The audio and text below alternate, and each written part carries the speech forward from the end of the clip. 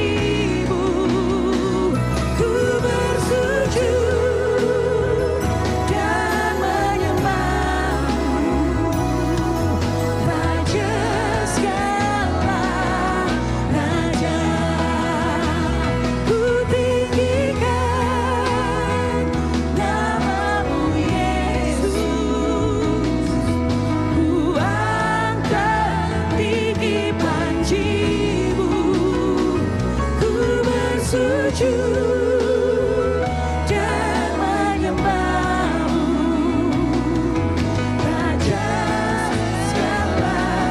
Oh, ku tinggikan nama-Mu Yesus, ku angkat tinggi baju-Mu, ku bersujud dan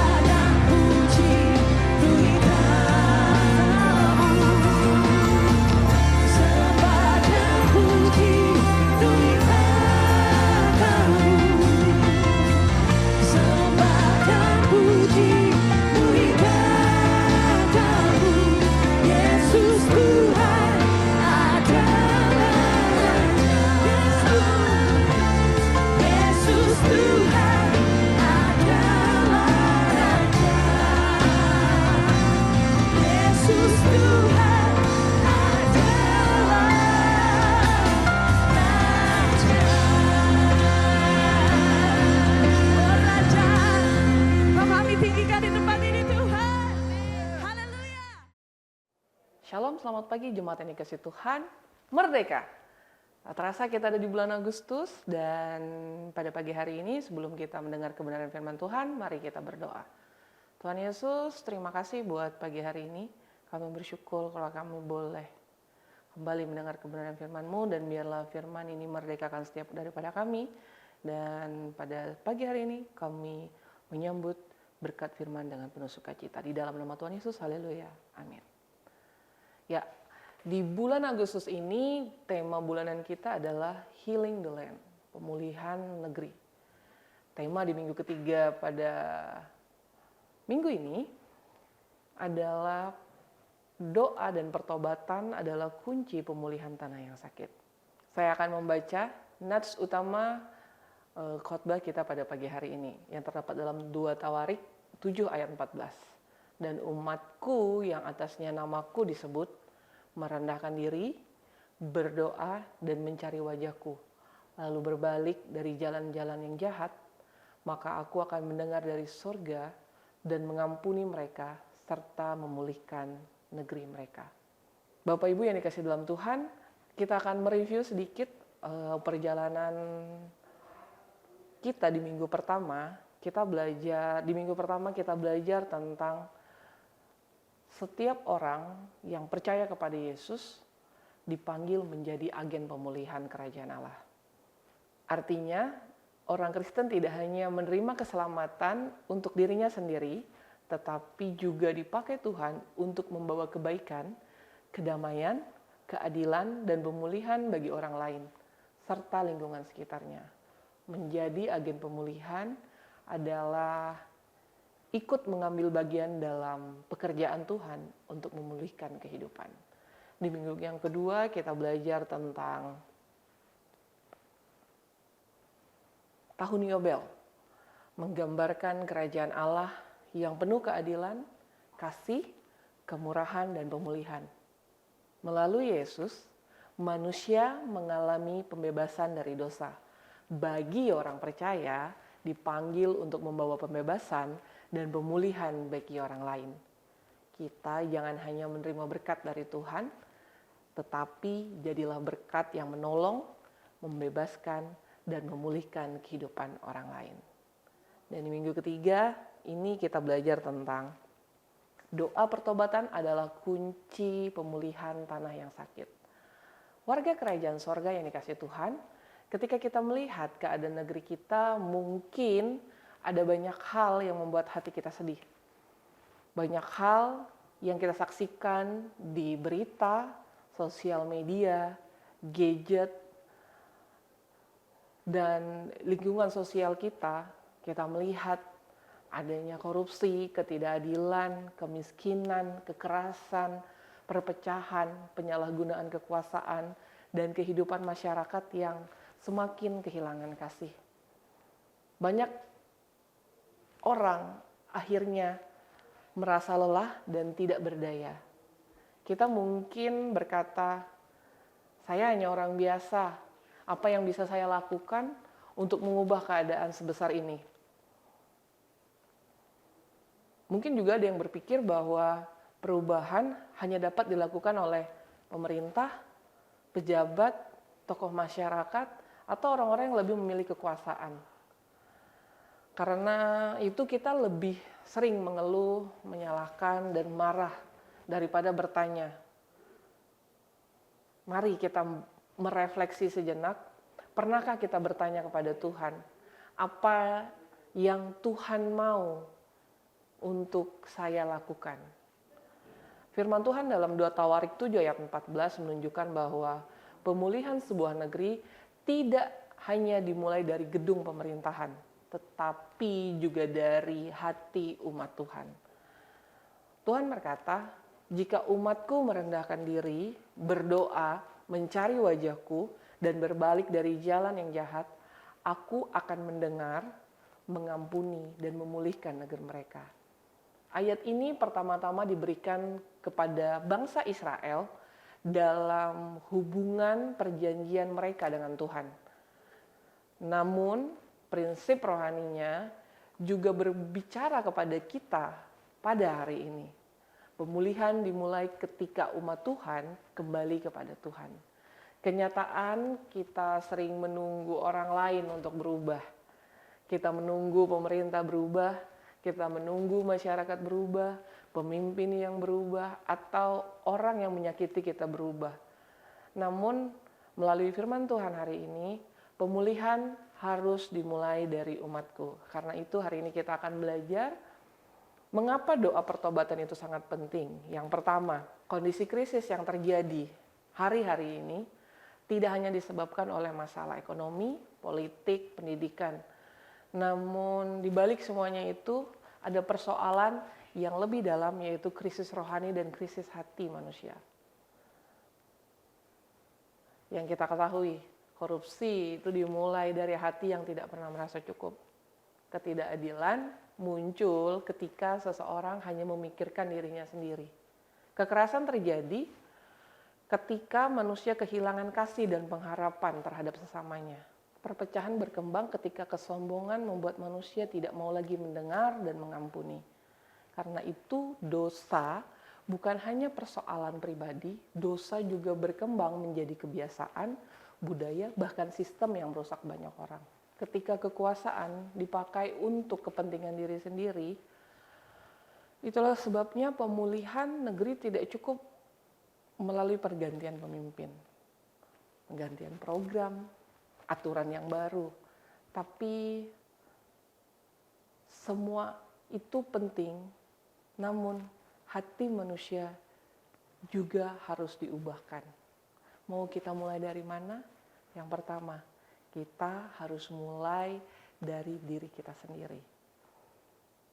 Sangat mudah bagi kita untuk menunjuk kesalahan orang lain.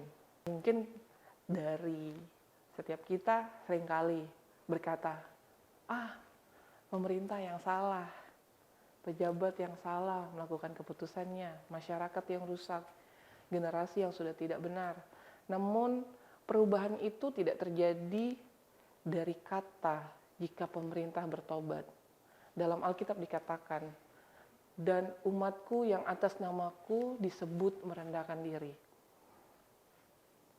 Diingatkan kembali, berdoa dan mencari wajahku, lalu berbalik dari jalan-jalan yang jahat. Maka aku mendengar dari sorga dan mengampuni dosa mereka, serta memulihkan negeri mereka. Dalam Tawarik 2, pasalnya yang ke-7 ayat yang ke-14 kembali mengingatkan, dikatakan adalah umatku. Jika umatku merendahkan diri, yang artinya Tuhan memanggil gereja untuk lebih dahulu melihat ke dalam dirinya. Pemulihan tidak dimulai ketika kita semakin pandai menyalahkan orang lain. Pemulihan dimulai ketika kita berani berkata, Tuhan, periksalah hati saya, mungkin saya juga menjadi bagian dari persoalan ini. Yang kedua, doa bukan pelarian dari kenyataan. Ada orang yang berpikir bahwa berdoa berarti tidak melakukan apa-apa. Seolah-olah orang yang berdoa hanya berdiam diri dan menghindari persoalan. Doa adalah tindakan iman yang membawa kita masuk dalam kehendak Tuhan. Jadi bukan tidak melakukan apa-apa, namun doa adalah tindakan iman. Melalui iman hati kita diubahkan. Kita menerima keberanian untuk bertindak benar. Kita belajar melihat masalah dengan cara pandang Tuhan. Kita tidak hanya meminta Tuhan mengubah keadaan, tapi juga memberi diri untuk dipakai. Jadi ketika kita berdoa bagi negeri, kita tidak hanya berkata, Tuhan ubahlah negeri ini.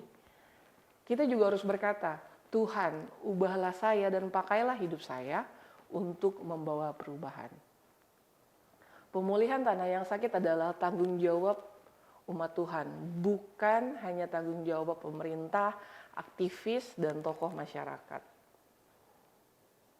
Apa yang akan kita lakukan? Apa yang Tuhan minta dari umatnya? Dalam 2 Tawarik 7 ayat 14, Tuhan menyebutkan 4 hal.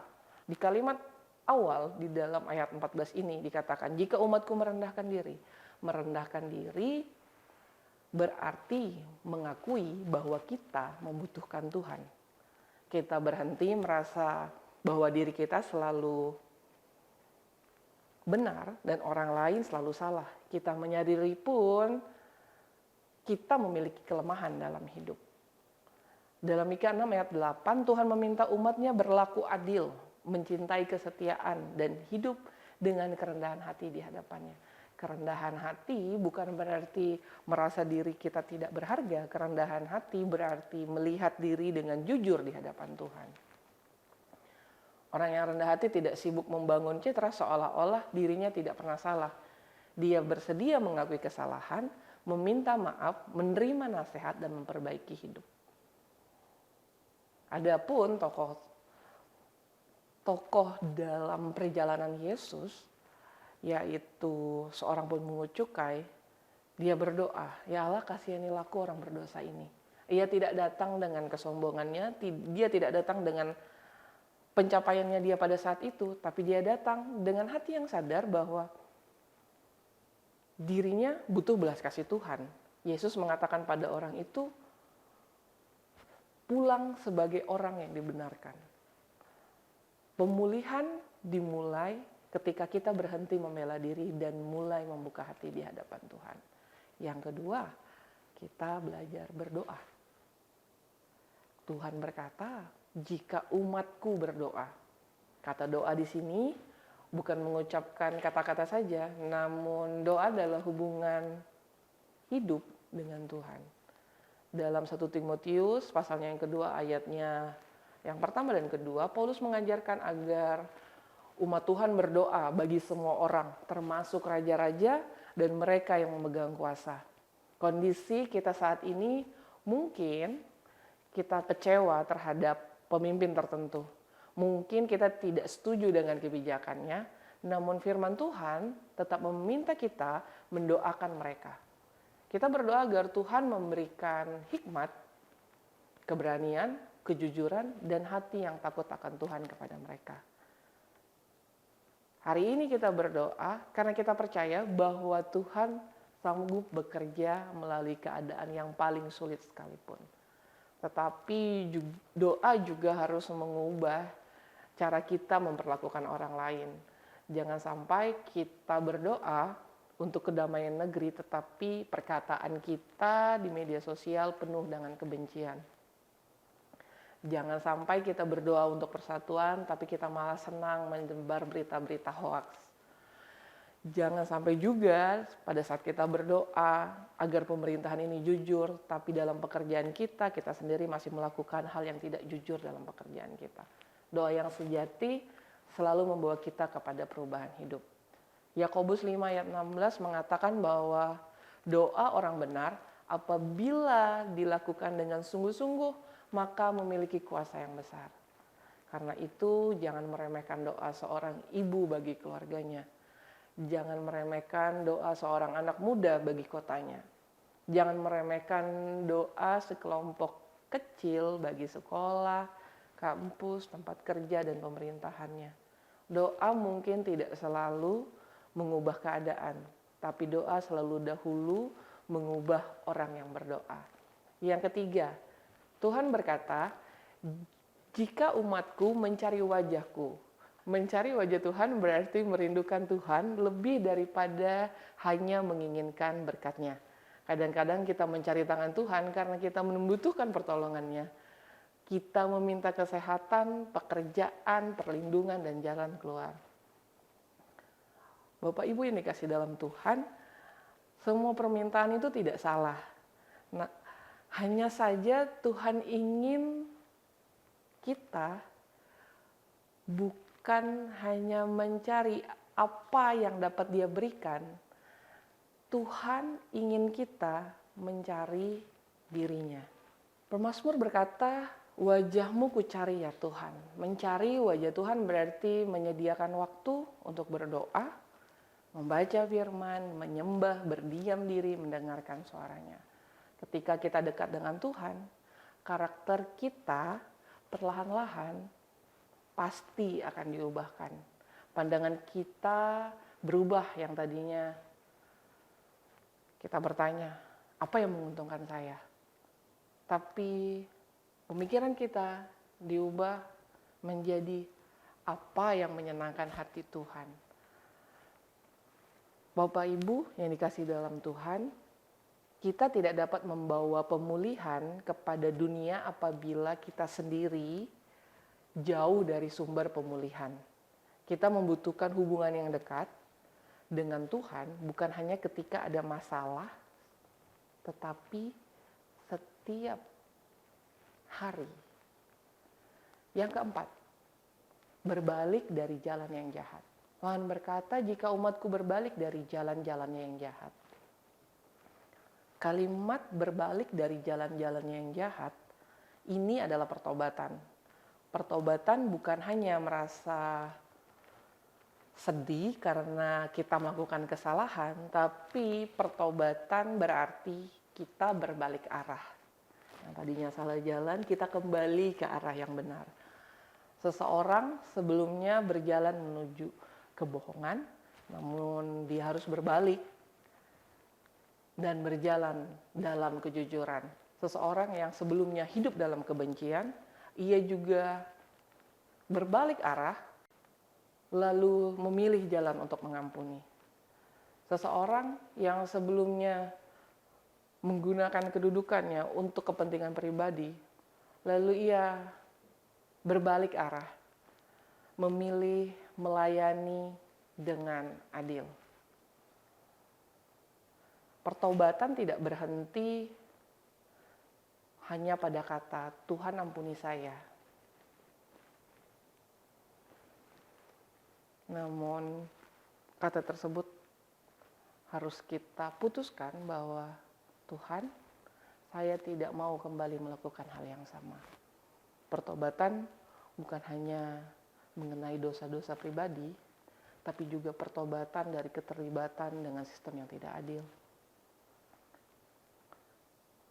Bertobat dari menerima keuntungan dari praktek-praktek yang merugikan orang lain.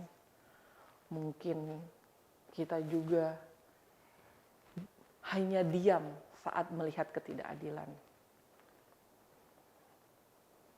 Mungkin kita mengetahui kebohongan dan membiarkan karena kita takut kehilangan posisi kita hari ini. Firman Tuhan mengajak kita memeriksa diri.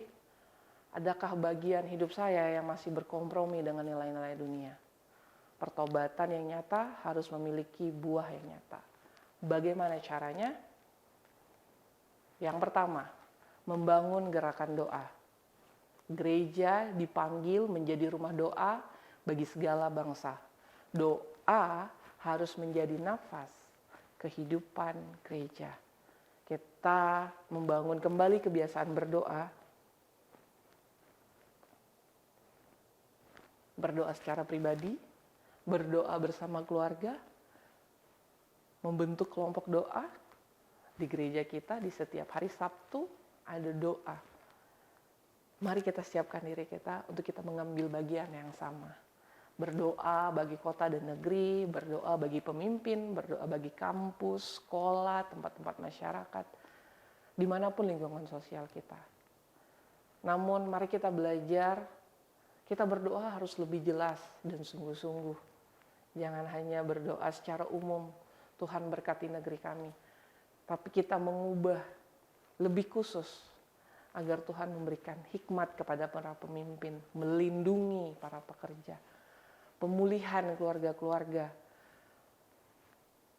Lebih doa yang kita bawakan jauh lebih spesifik dan jauh lebih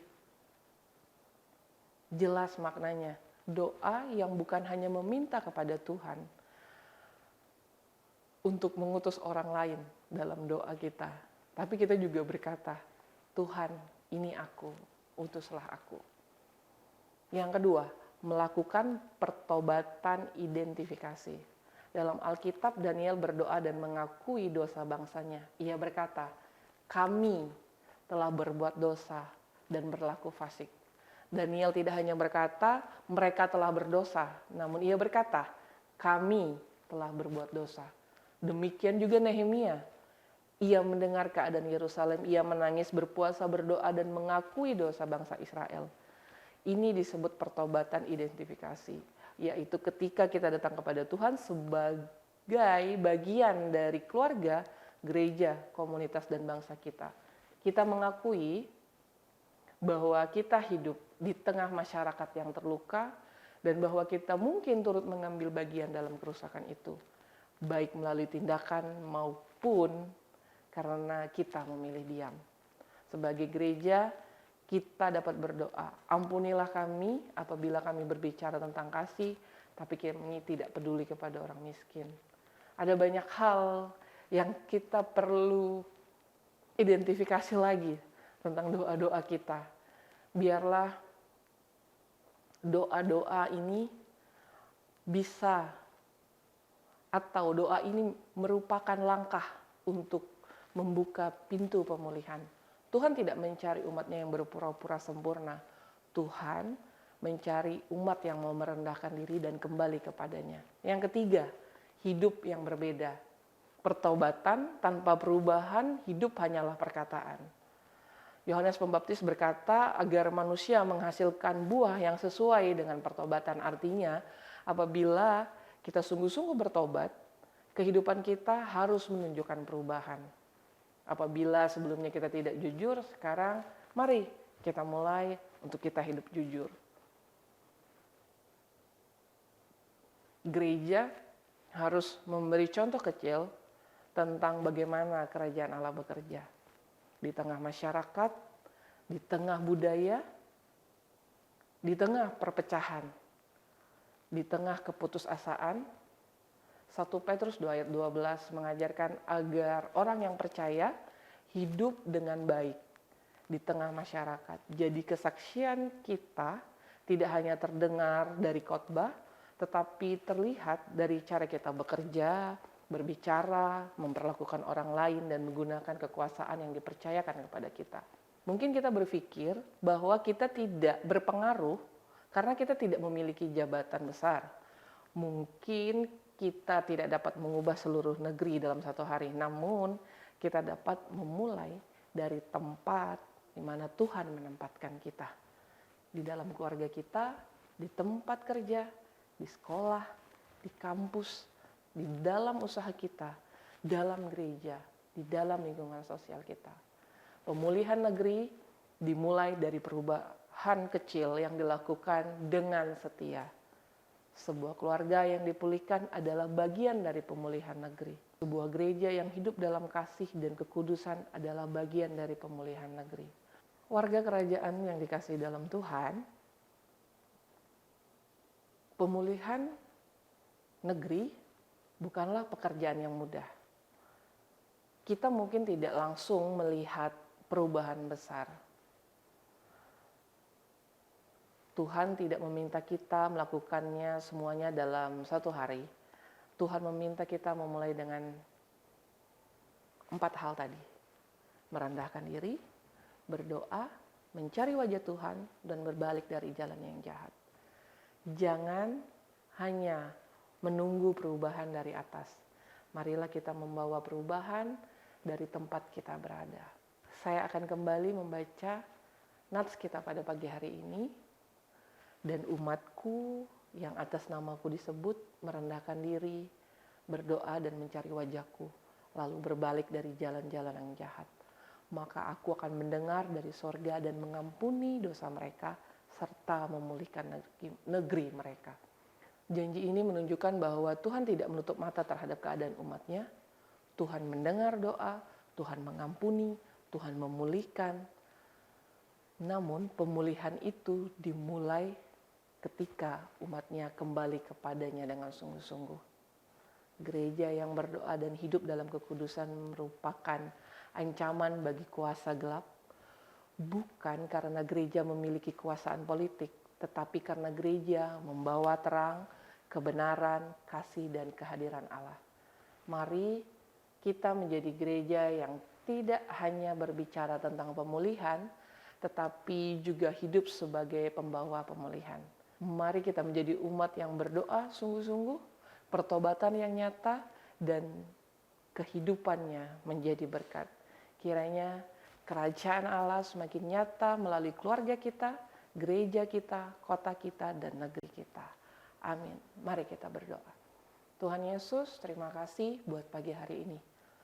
Kami percaya bukan kebetulan kami mendengarkan kebenaran firman ini, tapi kami yakin dan percaya Tuhan memilih kami untuk mengubah setiap diri pribadi kami, mencari wajah Tuhan, dan mengakui setiap apa yang menjadi kesalahan kami. Terima kasih ya Tuhan, kami mau berdiri bagi bangsa ini. Meskipun kami kecil, kami tidak terlihat, namun kami mau mengambil bagian untuk kami mau taat, berdoa kepada Tuhan. Terima kasih ya Tuhan, kami sambut berkat-Mu dengan penuh sukacita. Di dalam nama Tuhan Yesus, haleluya. Amin.